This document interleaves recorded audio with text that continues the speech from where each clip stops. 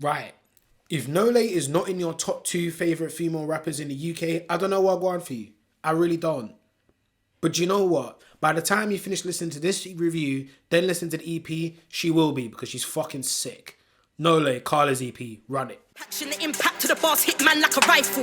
You washed up bitches just like shells on the seashore after the ocean's tidal. I'll never let my gang catch certain man, cause I swear if they do that shit will go viral. I hate you. So I've spoke about Nolay on this channel before, and after a kind of clash with Trillary Banks, which personally I don't think was a clash, was more like a massacre, but anyway, she's been doing pretty well, and I think a lot more of the more newer fans of UK music have got onto her music a bit more, which is always nice.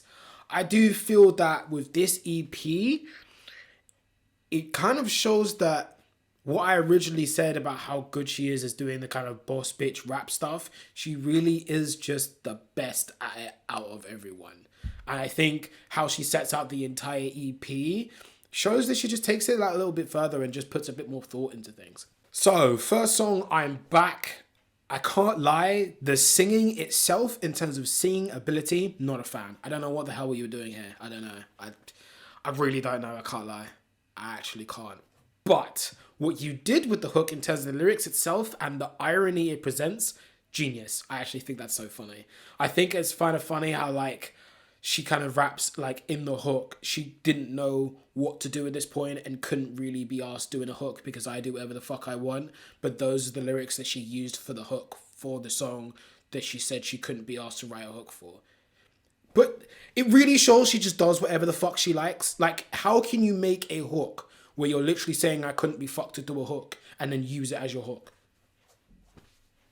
What the fuck, man? I mean, the beat, is it drill? Is it trap? I don't care. The shit slaps. Like, this beat, I don't really know what it is sonically, where it kind of fits, but the shit slaps. In terms of the lyrics and the charisma and the energy she comes with, it's as great as usual. And in terms of bars that I picked out that I kind of enjoyed, I'm an idol, you're my disciples. There's probably more intricate ones in this particular song that you could have picked out, but that was one of my favorites. The flows, she just dumped on it. This one's disgusting. And I think this was a very good opener for an EP. This song, brilliant opener. So even then, I didn't really like the actual singing on the hook. I just felt like, what notes are we trying to hit here, please? What's going on? But I still likes the general idea as a whole. So at this point, I get to talk about how important track order and track listing is, which is why you should not listen to anyone's project on shuffle. Do not ever listen to a project for the first time on shuffle because you miss things like this. So one of the skits is Call From A. Call From A is basically probably her talking to her manager or promoter or whoever it might be. And he's talking to her, essentially asking, please, can we make this a bit more PG, you know, so it's a bit more adaptable to the wider fan base. And the next song is Gang Shit, where the hook is just her like, gang shit, just for like 10 seconds of her saying gang shit over and over. Oh my god, I just think the irony is brilliant, and I think the track listing really helps that, and you can tell she did that on purpose. When that happened, I literally like listened to the skit and then gang shit back to back. I literally fucking screamed my head off. I just spent the whole of the first time listening to gang shit laughed my head off because like the transition is just fucking hilarious. I can't lie. I just found that so funny. On this one, she's got the kind of Arabian flute melodies on the beat, which I think is cool, but bassline kicking hard. It's one of those really big, in-your-face, boss bitch rap songs. So if you're into that sort of stuff, this is probably going to be your favourite song off this EP. And I think this one's club ready. Although it's going to be very hard to get a clean version of the song, obviously, because you're basically going to have to censor out half the goddamn hook. But it's definitely club ready, so I don't know who in Nolay's team is responsible for this, but you need to get your mail outs on point. You need to be in every DJ's mailbox because this needs to be in raves when lockdown is over. That is your job. That's your job. Money in a duffel, that's gang shit. Bikes that stunt, that's gang shit. Gangster, gang shit. Gang shit, gang shit. Me and my fam, that's gang shit. Griselda is probably the most interesting song on the tape production wise because I think that vocal loop just slaps. I really like how they make use of that on this one.